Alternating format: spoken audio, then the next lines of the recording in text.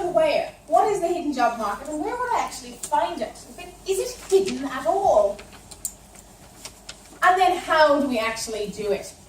I will take a bit of a journey through that as well as we move throughout the session tonight. So I'm going to ask you, first of all, what is the hidden job market? So we've already had an answer here, which is jobs that aren't advertised. What else might it be? What else might the hidden job market be?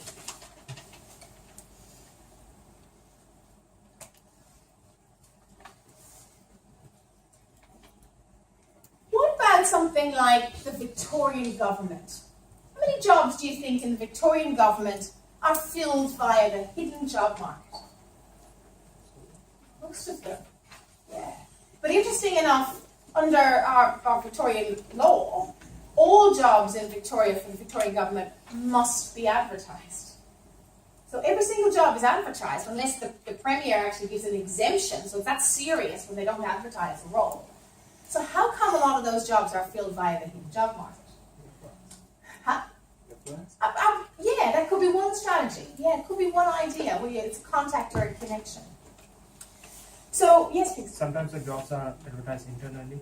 Yes, that's exactly it. And it's a beautiful opportunity when you're in a part-time role or in an internship to see those jobs advertised. And what we'll see today is all jobs will start internally at the beginning. So without a doubt, we have the hidden job market is not just the jobs that aren't advertised, but a significant portion of the jobs that are advertised as well. And the question, I suppose, for us to think about is how come? Is this about some sort of a scam? You know, sometimes we start to think very suspiciously about this. And we still choose people on their merit, how good they actually are for the role. But we also have to think about other ingredients when we make decisions about people, because there's a huge risk. None of us come with a manual and a warranty, like a car. But part of the hidden job market actually is to sell yourself with these things. So you're selling yourself with a little bit of a warranty, yeah? With a little bit of a manual, a how-to guide, how to manage, how to motivate guide, if you like. When we start to use the hidden job market, we actually provide those things to the buyer. And at the end of the day, it's a marketplace. There are sellers and there are buyers. You're a seller. What are you selling? Absolutely. Your skills. What else are you selling? Profile and yourself. Yeah, yourself, your profile, your skills, you're selling yourself. So jobs that are not advertised, there's jobs that often are advertised, or maybe just advertised internally, but not filled, not actually ultimately filled through an advertisement. So that's really what it is. Where would we find it? Where do you think? Who can list some places where we would actually find the hidden job market? Look for the hidden job market in a newspaper. Classifieds. What was that, sorry? There's some classifieds. Classifieds. So the hidden job market is everything that wouldn't be visible. It's hidden. So can you see a classified? Yes. Yes, you can.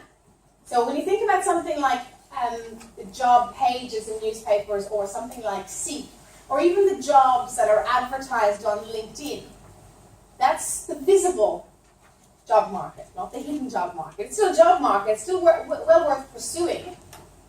People do get their jobs from that strategy, and you might be one of those individuals. But when we talk about the hidden job market, we're talking about where it might be that's not an advertisement. So it's not an advertisement on LinkedIn, not an advertisement on Seek or any other job board, not an advertisement in a newspaper. So where would it be?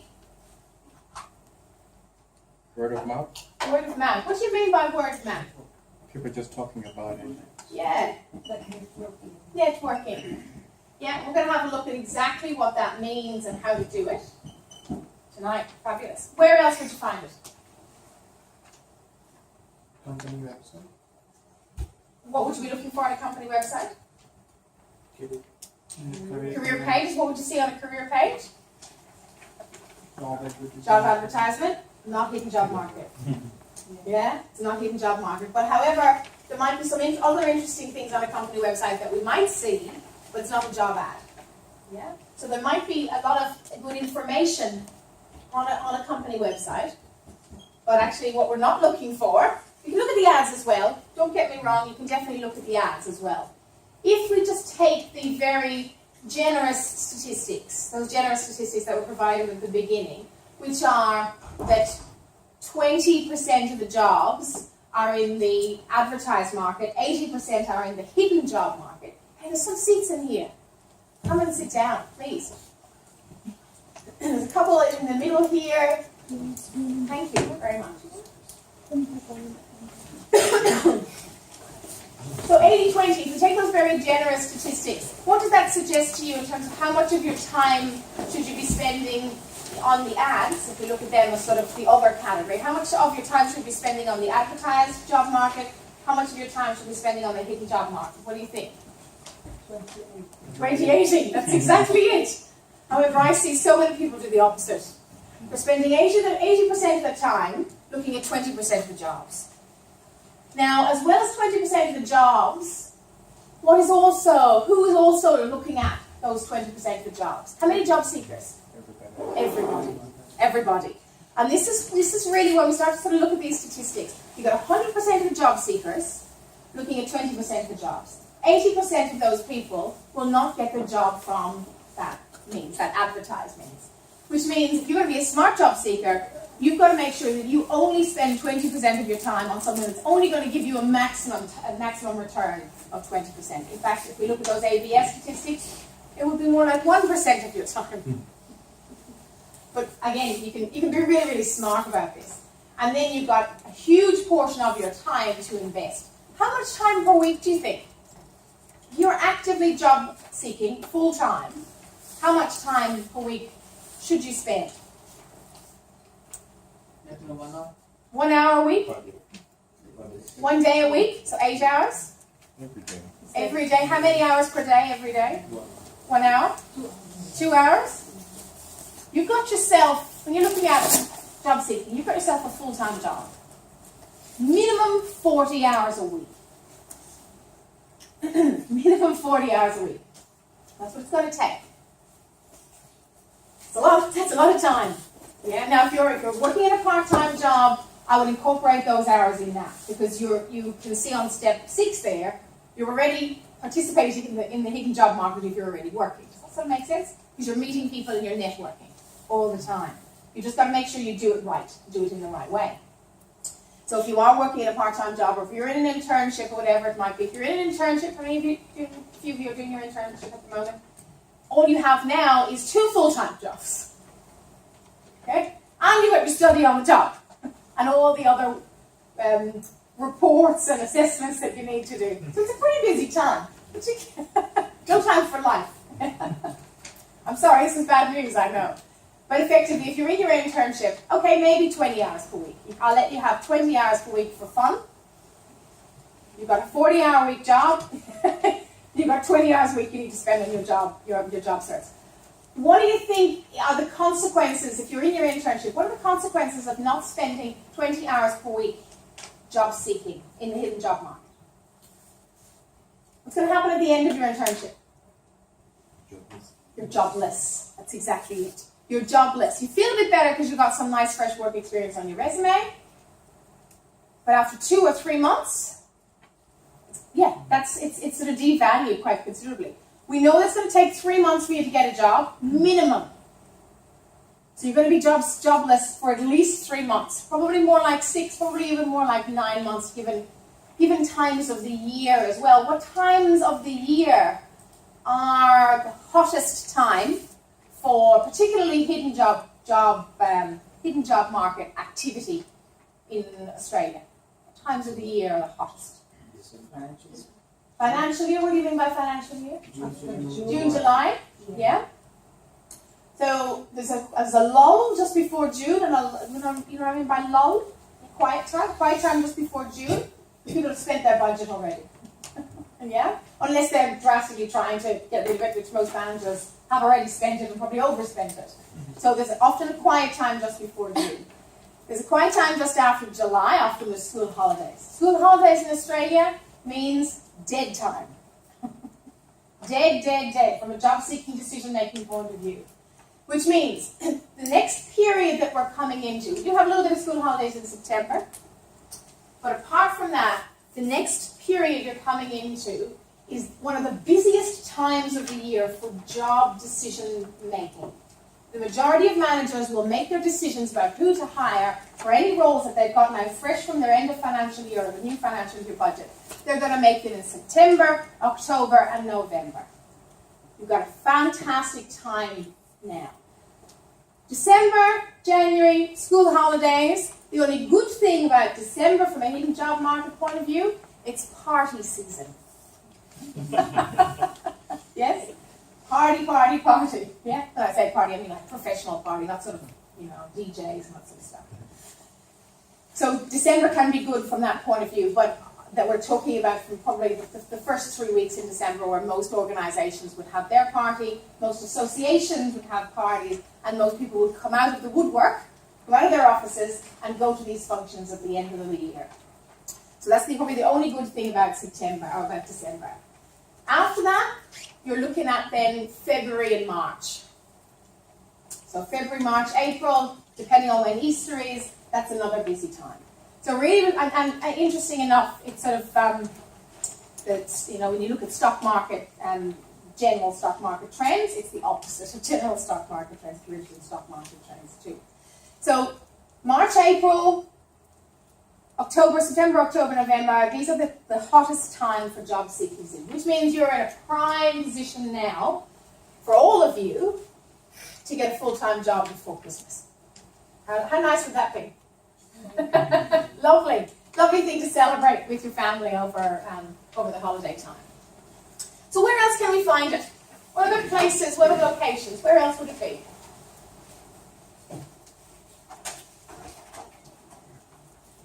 What are the pastimes that people spend their leisure time at in Australia? What are the pastimes? Sports. Yes, sports.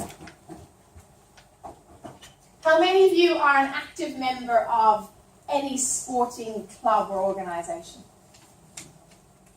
What do you do? Badminton. Badminton. Fabulous. Yeah, fabulous. How many people do you meet on an average week when you're playing badminton? 15 to 20. 15 to 20 new people a week? Yeah. Brilliant. How good is that? And how much does it cost you if you don't mind me asking? I pay about $8. $8. Per month. Excellent. An awful lot cheaper than perhaps a business breakfast or something like that you might have to pay a couple of $100 for. Per month, that is, too. Wow. So you can think about per week, 15, 20 people, that could be 80 people. That's, a great investment in your time. So think about it. Now, sports is so varied. It could be chess, it could be horse riding, it could be walking, anything like that. Obviously, the obvious ones too are the team sports, whether it's tennis or badminton, where you're going to be probably playing in doubles, or cricket, for example. We're coming into cricket season again, so you'll be quite surprised. Anyone interested in cricket? Interested in playing cricket? Yes, I'm sure there's quite a few of you. Great opportunity. Teams are crying out for you right now. Because it's the start of cricket season. My husband plays cricket, so I'm getting phone calls every single Friday night. Can we have you this weekend, And they will love you. They'll absolutely love you because you're probably pretty good. So think about it in a very broad way as well in terms of sport. And sport's not for everyone, okay? It's not for everyone.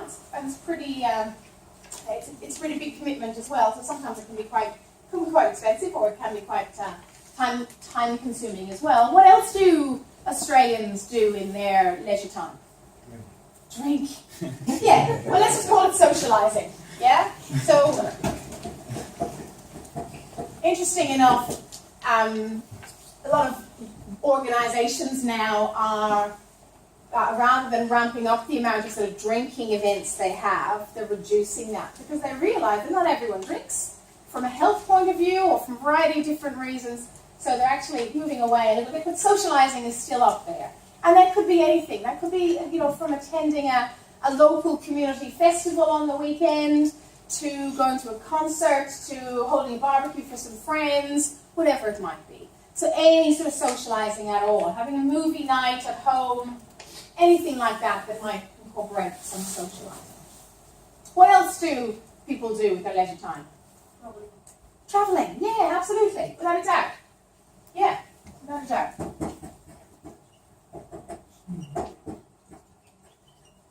So visiting new places, and particularly when we think about traveling, public transport.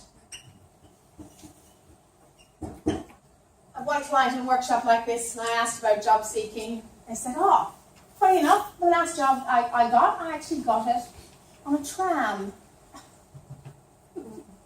Taking the same tram route every day, seeing the same people every day, having a little smile, starting off with a smile, some eye contact, a hello, and that can eventuate into a relationship and a contact and a connection, and there you have it. And he actually got his job just from being on the tram on a regular basis. So bizarre, but it actually is the case. What else do people do? Social media. Social media, yeah, absolutely. Social media. Yeah. How many of you have tried Meetup? Yeah. What have you done with Meetup? Project management. Fabulous. Yeah, great stuff.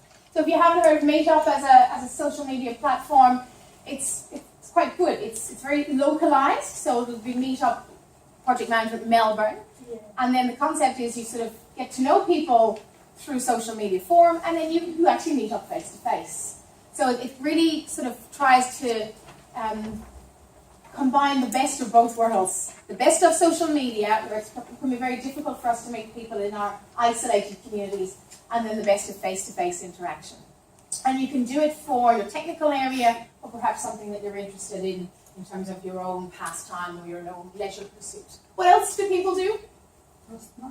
Toastmasters, absolutely, without a doubt. Let's just broaden that out to sort of associations and professional groups. For example, how many of you have met someone new just by coming along here tonight? Yeah, absolutely. Isn't it amazing? Yeah. And have a goal for yourself. When you do this and you come along to events like this, have a goal. I want to meet 5 new people tonight that I could perhaps then send an invitation to from LinkedIn. And then I would like to follow up, perhaps, with a few of those, maybe have a coffee or whatever, or maybe just chat, or maybe get together or invite them over, or whatever it might be. You might meet the same people again and again. So again, you're trying to combine face-to-face and social media to help us stay in touch with people as well. So Toastmasters is an example. How many, obviously ACS is a great example, but for all of you, you all have specialities. For example, there's the Java programming group.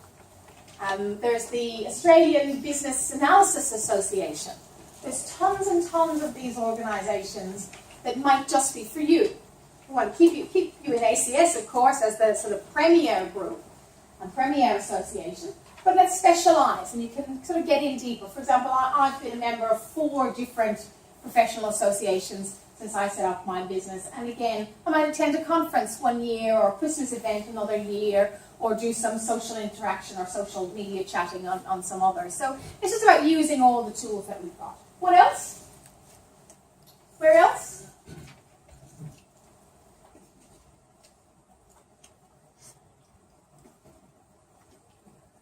What about church? What about pets?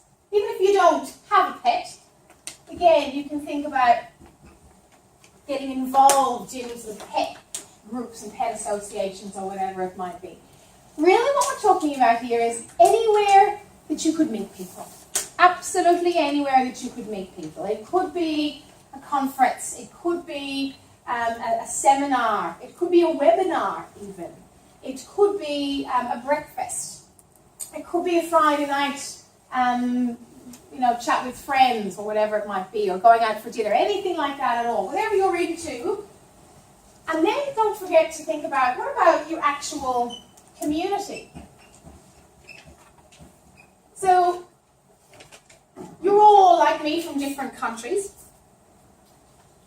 So what would happen if you found the Australian, for example, Indian Chamber of Commerce, or the Australian Chinese Chamber of Commerce. Who would you meet there, do you think? Probably meet people who really value you, understand you, know you, maybe even know some of the same people that you know from home. So think about that. Think about the community from a point of view of your country of origin and the trade relationships that Australia has with your country of origin and the associations that exist. And then you can also think about your community from a point of view of your local council. Why would your local council be useful for hidden job market strategies? What would you find out on your local council website? Local businesses? Local businesses, that's exactly it. So these are not the businesses who sort of, advertise at the tennis, but these are very good, solid, local businesses that might actually be very useful. Particularly if you start to isolate where the jobs you're looking for are. And if you think about, for example, somewhere like Melbourne, it's got different rings, different layers around it. You've got the jobs, the type of jobs that you're going to find in the city centre in IT. You've got the type of jobs that you're going to find in sort of a 10 to 15k radius of the city centre in IT. And then you've got the type of jobs that you're going to find in the sort of outer ring, so anywhere from sort of 20 to 40 kilometres of Melbourne. And then of course you've got regional centres as well. So the local council that you might, once you find out, so where would the type of jobs I'm looking for, the sort of company I'm looking for, where would they physically be? So let's look at that. What types of businesses are in the CBD? In terms of the types of businesses. What sort of businesses do you have? Corporations. What sort of corporations? Big one? Big ones. Great stuff. Big ones. Ones that can afford to pay the rent, basically. Yeah? Ones that need to be here or need a sort of the fancy Collins Street address or whatever it might be. Yeah. So you're going to have some government departments. Some of them now are decentralised. For example, there's a considerable amount of government departments now that are in Docklands or Richmond and places like that. But in the CBD, you're going to have the banks. Yeah, even though a lot of them are in Docklands as well. You're going to have the big national organisations. Then you're going to have St Kilda Road, for example. What sort of businesses are on St Kilda Road? Construction. Construction. What other types of businesses? Startup. Sometimes startups, you'd find the startups in places like Flemington and Richmond and Kew, much cheaper rate. Startups, you're talking about, back of the car type stuff.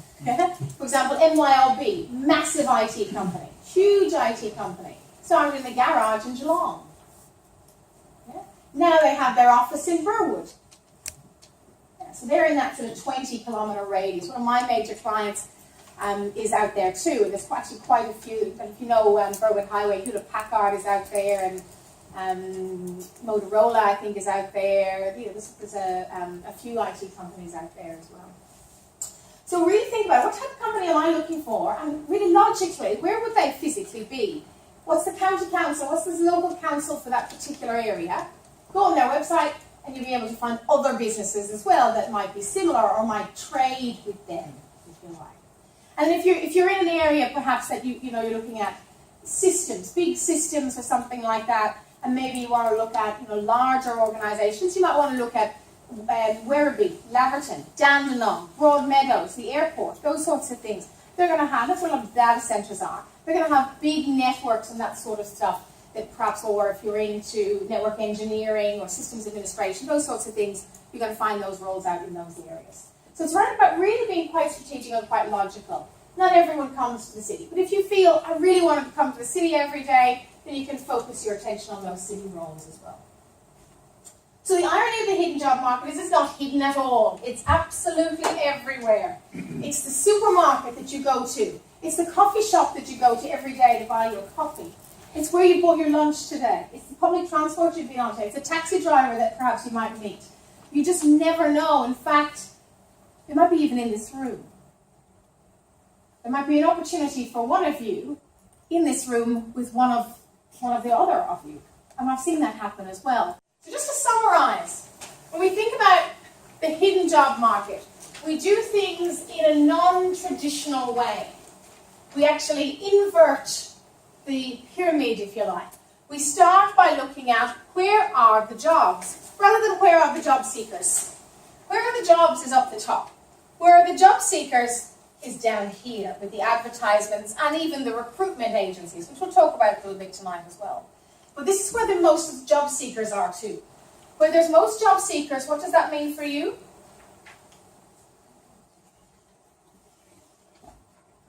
You're looking at less opportunities, because if there's more job seekers looking at the small pool of jobs, what does that mean for you? More competition. That's exactly it. So there's much more competition. Now, I'm not suggesting for you not to compete, yeah? But let's not leave that as the only opportunity where you compete. Whereas up here, internally, from within, using some proof, contacts, connections, this is the guarantee piece. Using your connections and all these people that you might meet along here, what you're going to find here is you're getting closer to how businesses like to hire. Businesses want to hire when there is a relationship, or even if it's a third party or once or twice removed relationship. They want to hire you because you come with a little stamp of approval. You come with that little guarantee, if you like. And that's what they want. The other thing is you come at a cheaper price. Down here, particularly if they're using a recruiter, how much does a recruiter charge on average? What percentage of your starting salary would a recruiter charge a business to hire you? What do you think? So this would be a once in Australia, it's a once-off fee, typically once-off fee. A month's salary? Yeah, it could be, depends on what your salary is. Yeah. You're looking at about 20 to 22% of your starting salary. That's what a recruiter would charge a business. Now, if there's lots of you around, okay, there's lots of you around, a business does not have to take that. That might come straight up their bottom line. Straight up their bottom line. Instead of straight into your pocket. Yeah? Or into their pocket. Because that's money that they could either spend on your salary or spend on someone else's salary or spend on something else that they actually get a return on. So recruiters are a very expensive option. Listen, they're a brilliant option for businesses who have very hard to find roles. So if you've got a very unique software, like I remember the guy that I placed and I got a job for that afternoon, I was doing some work with Qantas. Qantas wanted me to find a Rex programmer. Anyone remember Rex? Way too young. But Rex was a very old language, a very specific language. And I remember finding someone who had Rex. He had Rex programming skills. Sent him over to the client interviewed him, literally interviewed him on the phone straight away, asked him to come in that afternoon, and he started the next day. Now that's where recruiters, when they have a database and a business that have a very unique need that they know if they put it in their network or even if they put it in an advertisement, they're going to get few people. That's where recruiters work really, really well. Where it's someone's first role, they're a graduate or they're someone who's new to the workplace, an entry-level role, there's tons of people to choose from. Recruiters are not going to spend their time and energy helping you because they're not going to be able to sell you for 20-22%. It just doesn't make commercial sense. It's not because you're no good, you're very good, but you just don't have, you're not going to have that commercial edge that someone perhaps who's very unique in the marketplace would. So this is where I suggest if you use recruiters, maybe just use one or two and make sure you have a really strong relationship with them. That's all you need. One or two really good relationship. Like you mentioned, you've got someone who perhaps might help you, fabulous. That's probably all you need in terms of your time spent on recruiters. You want to spend your time in this upper area. Your internship is the #1 opportunity for you in terms of the hidden job market. You just need to use it in the right way. Doesn't necessarily mean your internship will always get from working here as an intern, working here as a job seeker. It's about the people that you meet. Not necessarily the fact that that internship will become a full-time job for you, but the people that you meet in that internship. Because they see you as a good worker, and it's a very low-risk strategy. Then starting to perhaps target organizations using proof, leveraging off your contacts and connections, which we'll have a look at, and then your trusted relationships. Here are just some statistics which just help to highlight the size of the hidden job market. I'll just read some of them to you. 28,000 job hunters were surveyed. This was a HR consulting organisation. 46% of them, they're across all industries, all levels of jobs. 46%, almost 50% said for them to be successful, the networking was the number one best way for them to actually find a job. 63% of US job seekers, this is actually from a US website, got a job through networking. And then there's that 1%. It's about 10 years ago, more so, but 1% of people in that research found their work through advertisements, the majority through contacts and connections. So, good rationale. Volunteering is another one that's highly useful. If you do it in the right particular way, volunteering can be a great hidden job market strategy. How many of you have a YouTube channel? Oh, hey, well done! Give your hand up. What can we see on your YouTube channel? Nothing. Just some walkthrough or tutorials. Okay, fabulous, and that's a great place to start. I have one of my regular companies that I work with. I do a lot of exit interviews. When people leave, I interview them and find out where they're going and why they're moving on. That helps the business to sort of keep people. And I had one last year, an IT, he was in service desk, and he was from Perth, and he was moving back to Perth. And I said, oh, I'm really interested, because I didn't see you go back to Perth for any interviews. Oh, I didn't need to, he said. I said, oh, tell me, what happened? He said, oh, the business in Perth found my YouTube channel. And contacted me and did a phone interview with me and hired me on the spot. Now listen, if you're a BA or something like that, it might be very difficult for you to have a YouTube channel, yeah? But if, in some areas of IT, it's going to be really easy for you to have a YouTube channel, because you can actually do tutorials, you can actually, provide little fixes, provide little debugging things, whatever it might be, basically showing off, bragging about the skills that you actually have. And of course, this guy, then when he went on to tell me, he said, oh yeah, it's really, really good. I've actually been making $400 a month from it for the last year. Because it was so popular with visitors that he was now getting advertisement running through his YouTube channel. So win-win. He got a job and he got this passive income as well.